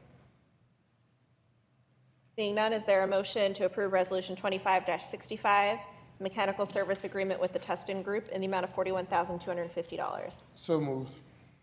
Could I have a roll call, please? Natalie Colson. Aye. Madeira Robinson. Aye. Dustin Queenan. Aye. William McCoy. Aye. Jasmine Griffin. Aye. Rashad Bates. Aye. Rebecca Smith. Aye, the ayes have it. Resolution 25-65 is approved. Thank you. And next up, we have our departmental reports, starting it off with planning. Ms. Musanye. Good evening, council members. Good evening. Good evening. Oh dear, I'm already breaking this. I got it. Thank you so much. Council, I'd like to give you, excuse me, an update of the, especially the economic development projects that we bring you quarterly. It won't be a very long one this time. Nonetheless, I'm hoping in November you'll be able to hear more about especially the new projects that are coming on board. But for now, I just want to give you an update of what's going on right now. We'll begin off with the Historic Facade Improvement Program. After almost 15 years of latency, nothing going on, all of a sudden everything is happening. We had a boost, of course, from the ARPA money from the county, and as well as some of our CDBG money that we put forth and marketed this program. We have 7 grants right now that have been approved. To date, we actually have 19 applications and still going. These applications are under review. This program matches dollar for dollar up to $10,000, where the program uses what we call the Secretary of Interior Standards. Those are standards that are set by HUD to make sure that the improvements that are done on these handsome buildings that you're seeing are actually historically correct. So we have a third-party architect that works with the property owners. They write the specs up, and we make sure that when the property owners go to get the prices, that they're using the Davis-Bacon wage rates that's required. And they also have to put their down payment so that we're able to meet the requirements of the payments for each of those projects. So I believe we're going to have quite an uplift downtown as long as our historic properties that have needed care for so many years. Finally, that's going ahead. So far, we have several properties I can share with you, public information. 513 Sweet Street, 700 East Main Street, Center Theater 208 DeKalb Street, 1215 DeKalb Street, 129, which is 5 Saints as well, on East Main Street. I will let you know about the rest of the applications as they come on board by November 5th. Next, we have the Montgomery County Justice Center. It's progressing well. I'm sure most of you see that. The last we reported, the exterior sidewalks, garden beds, open spaces, they're being worked on. I'm sure you've seen quite a bit of the landscaping that's getting in there. We try to get more information about the courtrooms and how far they have been completed. We were not able to get that information, but we were promised we'll get additional information by November. The next project I have is the Arbor Place, formerly known as Kennedy Kenrick High School. I get a lot of questions on this one. I'm pleased to say that this is a very successful project. As of July 2025, 4 buildings were completed. Those are the stacked houses. We have actually 23 families living there now on site. A total of 56 homes have been sold, and about 62% of the entire development has been completed. Construction is moving forward without delays. The first phase of the garden apartment complex is underway. This phase includes 2 4-story buildings with 80 apartments, along with clubhouse and a pool. Completion is expected in about 14 months. It's a very successful project, as most of you know. We have shown you some pictures for those who might not have gone to that end of town. There's a lot going on. As you go there, I'm sure you see all the construction going on. That's just depiction of that construction. So we move on then to Isaac Court. You're familiar with this one. It was formerly known as 200 East Logan Street. That's another very successful program, which consisted of 30 dwelling units. I think the last time we reported to you, only 26 units had been sold. I'm pleased to let you know that now all have been sold. So all 30 dwellings have been sold with an average price of $373,000 to $476,000. Montgomery Park Senior Housing at 1301 Powell Street. If you recall, this was the former Montgomery County Hospital site.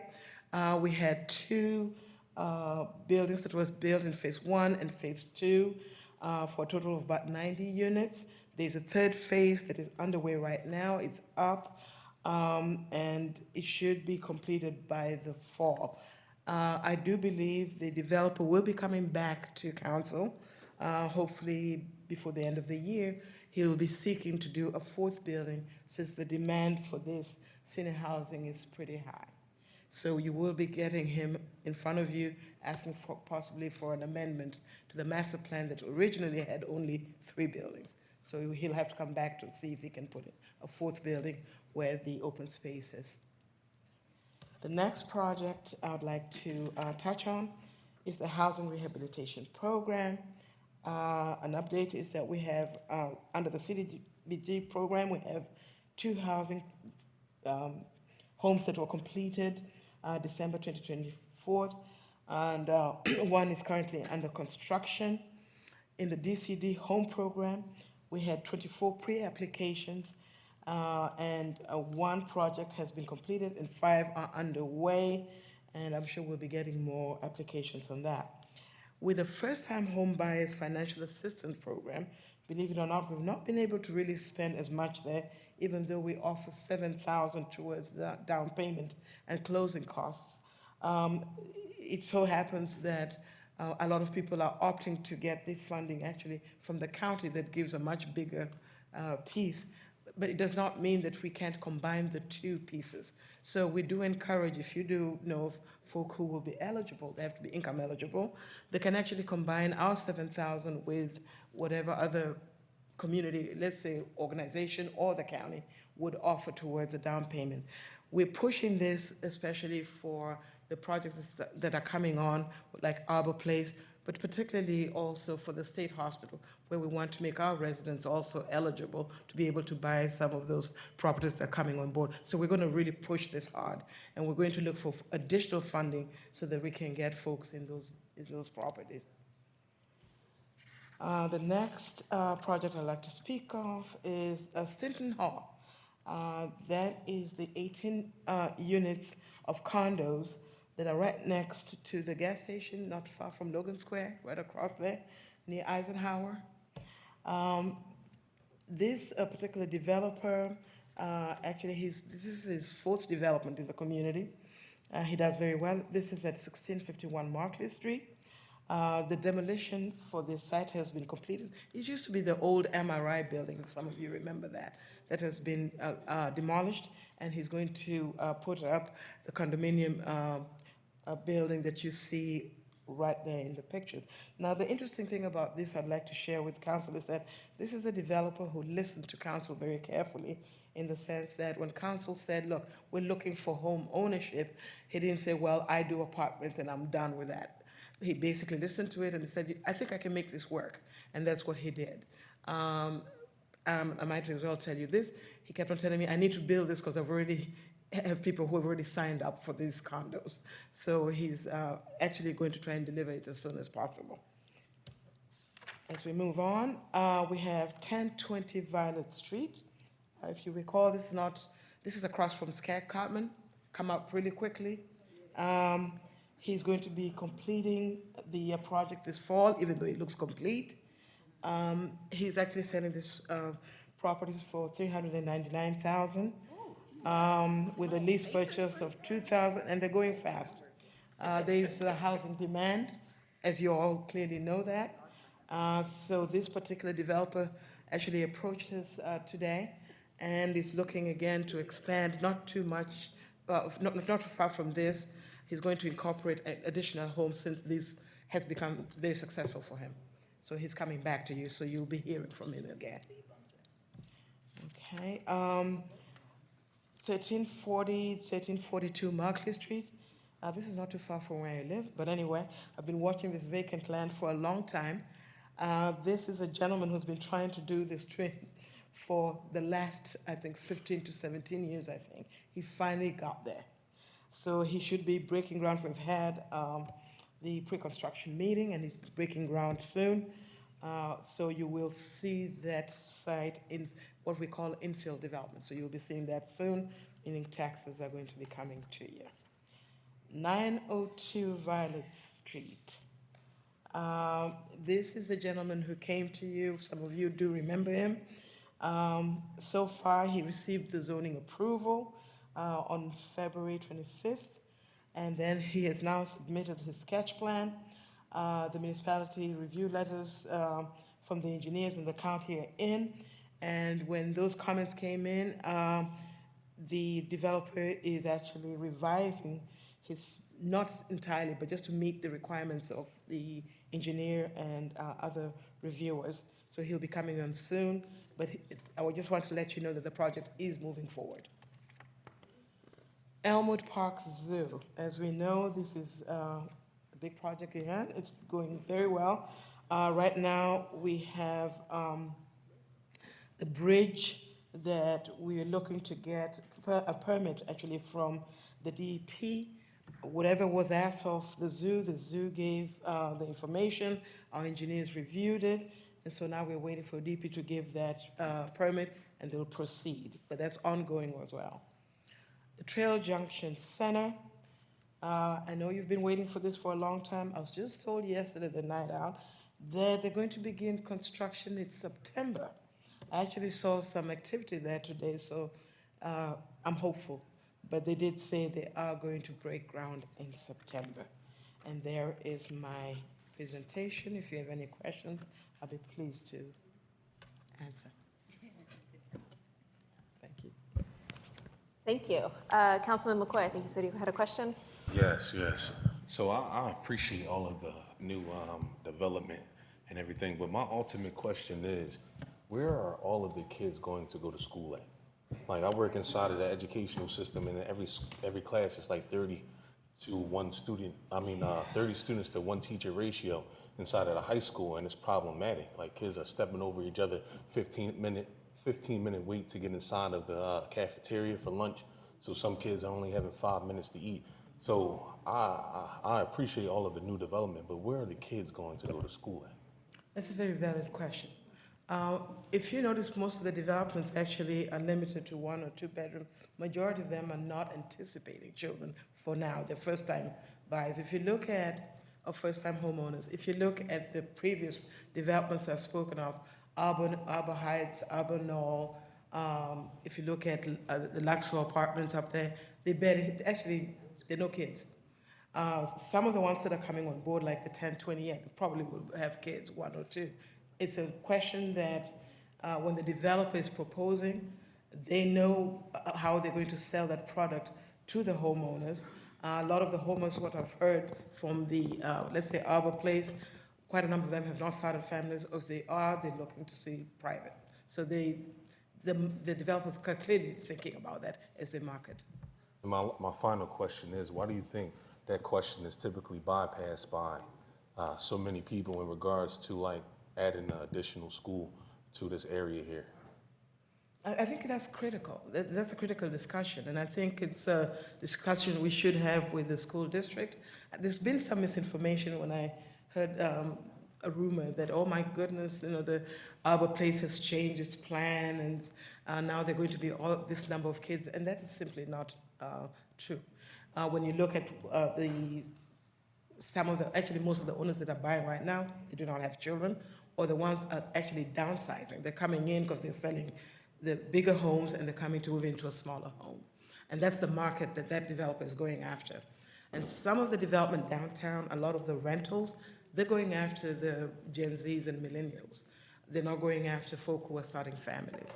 But it does not mean that the school discussion is not critical. It is critical, and I appreciate you for bringing that up, and we should include that, especially when we start our comprehensive plan discussions, which should be pretty soon if we get the money from the state. That's a very critical issue. I agree. Thank you. Council, any other questions? I just want to say, it's being a resident of Norristown all my life, is good to see that like we're expanding, developing, and also to what you're kind of saying, like the bulk of the taxes go to the school to help. Also, I have met some of those new homeowners. They're mostly younger people. It's like a starter home for them. Yeah, but younger people are having kids now. Well, what I'm saying, when they're moving in, I met some that don't have kids. I'm not saying that, they're not going in the future, but that is something like the bulk of the taxes do go to the school. That is something that we probably have to work on with the school board in the future. But I mean, I think it's critical. one good thing about this is people don't know is basically when people move in, the goal is to bring in businesses. That's what's really going to offset your taxes. Because right now, businesses are basically saying our income level can't support it. You're not going to thrive unless we can get businesses to come. Look at King of Prussia. Their tax base is off those businesses. That's why they're able to do so many different things and stuff like that.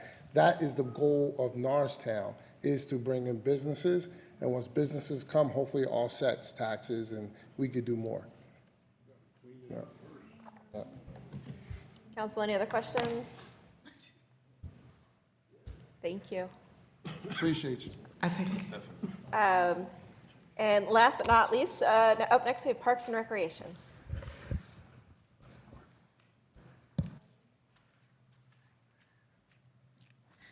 Good evening, everyone. Brianna Hawkins, Department of Recreation. Good evening, members of council. I am here to present to you the update for Parks and Recreation. Right now, we are closing out our busy season. Our busy season typically starts with the spring equinox. So that's either Ramadan or Easter. That's literally when our busy season starts. So we literally have 4 or more events that we hold every single month from March all the way through September. So we are consistently busy. We go from special events to our spring basketball league, and immediately following our spring basketball league, we go directly into summer camp. This year, we didn't even have a break in between our spring basketball league and going into summer camp. Immediately following our spring basketball league, we had a 3-on-3 tournament. Then we also hosted our first basketball banquet, and then we immediately went into summer camp. So we have our cumulative event for summer camp that is going to happen on August the 15th, and we are doing our first annual, and I'm using the keyword annual because we are going to have this every single year. We are doing our first annual summer camp carnival. Last year, it was an idea. Last year was my first year as well as my team's first year with the municipality of Norristown. So last year, our cumulative event consisted of a talent show. So we are expanding on that talent show from a talent show to a full-fledged carnival for our summer camp kids. This event, of course, we will need support from family members as well as friends, council members. If you would like to join us, we definitely welcome your support. But again, this is a celebration that we would like to have for our summer camp participants. We have worked diligently to plan this event. The summer camp participants have worked diligently to work on their different acts for their talent show, and we would like to see this event take off, and literally every single year we would like to see this event grow. From our spring basketball league, just to backtrack a little bit, our Ramadan celebration this year, I spoke about it previously in my last presentation. Our Ramadan celebration this year, it actually has grown. So to actually extend that opportunity out to members of our Muslim community, we're definitely looking forward to continuing to do that every single year, because we want to make sure that we incorporate everyone that's involved within the municipality of Norristown. We don't just service youth participants, we service adults, we service seniors, and we service youth. So we need to have something to offer for everyone, and to see how that event has grown just literally in 1 year. We as a team, we're extremely proud of that, and it's something that we would like to continue to build partnerships to make sure that we enhance that event as well. Then we move forward to our spring Easter egg hunt. Our spring Easter egg hunt, this was the first Easter egg hunt that we've hosted this year, and we've had more than 100 participants involved in this event. It was literally an event that was planned within 2 weeks. My teammates put it together. I'm very, very happy that my teammates put it together. I'll be brutally honest, I was against it because it was a last-minute planning situation. And again, I'm a brutally honest person, so yes, I was against it. It was a last-minute planning situation, but to watch the success of the event and to continue to support my teammates as they make initiatives to make different efforts to bring different events to the Norristown community, I'm very happy to be a member of that team, to watch them say, hey, we're going to do this anyway. It's 5 of us, and it's 5 of us all together, and 4 of us voted to have it. Only 1 of us voted against it. So you lost the battle, Miss Brianna. So I was happy that I lost the battle to see that take effect. Our spring basketball league, we had 135 participants this year. That is a 50% increase from last year. Last year, we had 80 participants that were enrolled in our spring basketball league, and we also did not offer a high school basketball division last year. So to have a high school basketball division this year and to have 135 participants from the ages of 5 to 18, that is a tremendous amount of growth within this program, and we're also expanding on that program as well. Summer camp has been the biggest thing in my entire career. I've started working in Parks and Recreation in 2009. So that is one program that you can always bank on to literally be successful. It doesn't matter, you could have the most terrible summer camp on the planet, but it's always going to be successful because parents need a place for their participants to go. With our summer camp program, what our team likes to pride ourselves on, we like to target 5 buckets. So we have STEM, sports and athletics, arts and crafts, environmental awareness, and nutritional habits. So all of these buckets are touched within our summer camp, and we cover one of these buckets each and every single day. Our enrollment for a summer camp this year was 110 participants, and we started our first teen camp this year. With our teen camp was really, really small. We only had 12 participants, but with the 12 participants, they engaged in podcasting. They also had an acting class that lasted for 5 weeks. They also participated in, the young ladies within the class, they also participated in cosmetology lessons, and you also had the young gentlemen that participated in barbering lessons as well. So these are things that we would like to continue to grow, not just within our summer camp, but we would like to enhance them and grow them throughout the years that we are running programs for our participants as well as the community. Right now, we are in the middle of our fall season. We are getting ready to roll out our new fall program. So with our fall programs, of course, one of those new programs, just picking up from that 50% increase with basketball, we want to continue that basketball program, and it's not just because of the increase, but it's literally our ideas. So our ideas that we have, and again, based upon the experience from our team, what we have been able to successfully do in the past from different organizations that we have all worked for, we want to establish a travel program. So we don't want to just keep our kids here in Norristown. If we have 135 kids that are registered for basketball in Norristown, why not put together a group of these kids in every single age group, and we take them to other cities, other municipalities, put them in other basketball leagues, and have them compete against these other participants in these other townships, these other cities, invite the other cities and the other townships out to us to compete against our kids. It enhances the morale.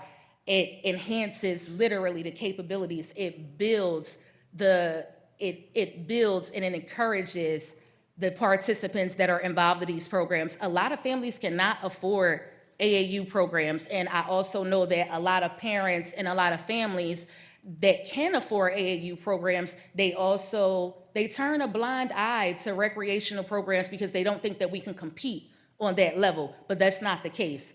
I'm a living testament of it. I was a Division I college athlete, and I started my track and field career through Parks and Recreation. So having that story and being able to tell that story to all of these participants, all of these families involved, all of these kids want to go D1. It's a deeper story than going D1. It's a lot more to it. You have to start somewhere. If your family can't afford it, or if your family can afford it, what if you can't travel? What if you don't have a car to get you to these different locations, but your local recreation center is offering all of this for you and offering it on the exact same levels as these AAU programs or the US ATF programs that are out here? We literally have to engage the participants more, and this is something that I want to keep going. We already have the momentum going, so I don't want to stop it with the spring basketball league. We have to keep on going. We have to keep on pushing that initiative, and we already have a lot of interest within these programs, so making sure that we continue to enhance on it, continue to grow the programs. We listen to everything that the parents say to us, everything that our volunteers say to us, everything that our neighbors say. We take everything into consideration, and we literally sit down and we come up and we establish and develop plans. We also have programs for our seniors. A lot of feedback yesterday. Of course, we've already had bingo going on for an entire year, but a lot of feedback coming out yesterday from attending National Night Out. There were a lot of people that were excited, young people, especially my age, and older people as well. I didn't know that so many people my age really love bingo just as much as I do. And it was really exciting to see how many of them, oh my God, you have bingo, so we're going to take this flyer. They started asking questions about different things and different opportunities that we have to offer at the Recreation Center. So right now, again, this is year number 2 for me. For my teammates, this is the end of their first year. So literally, we are building from scratch. We are revamping our entire organization, revamping the face, the reputation, everything within our organization. And it starts with us, but it also includes the support of all of you sitting in front of us today and all of our community members that are here with us as well. So that's all I have. Thank you.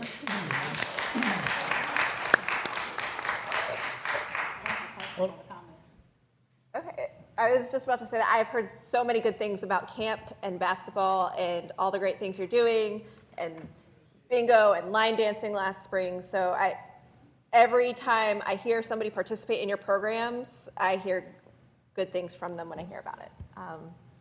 Councilwoman Robinson. I just wanted to say thank you. I think what Parks and Recs is doing is amazing. It's been very interesting for me in this last however many months I've been on council, learning more about what is happening with Parks and Recs. I think you've been really great about making that language more clear and accessible. It makes me more aware.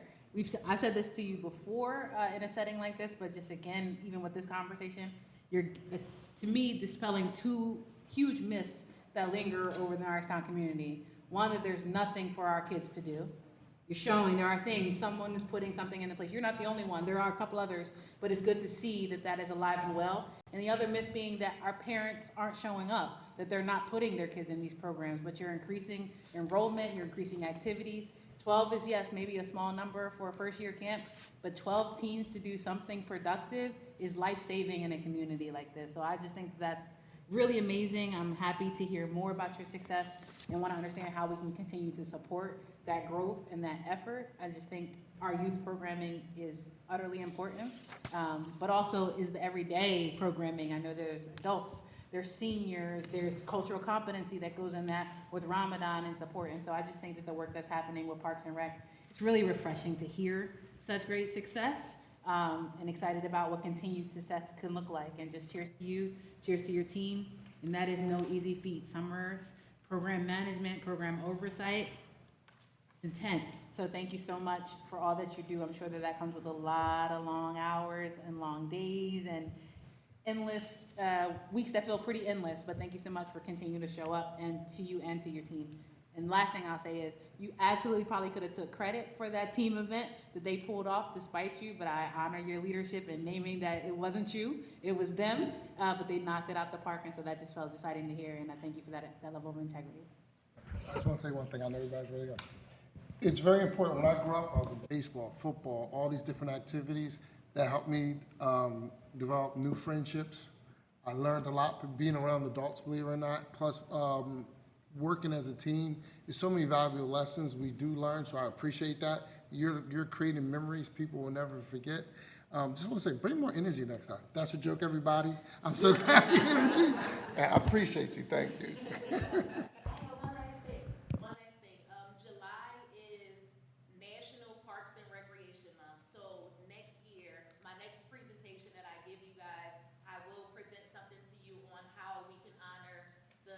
Teammates that I have, but also our neighboring teammates that are in Montgomery County that are Parks and Recreation professionals.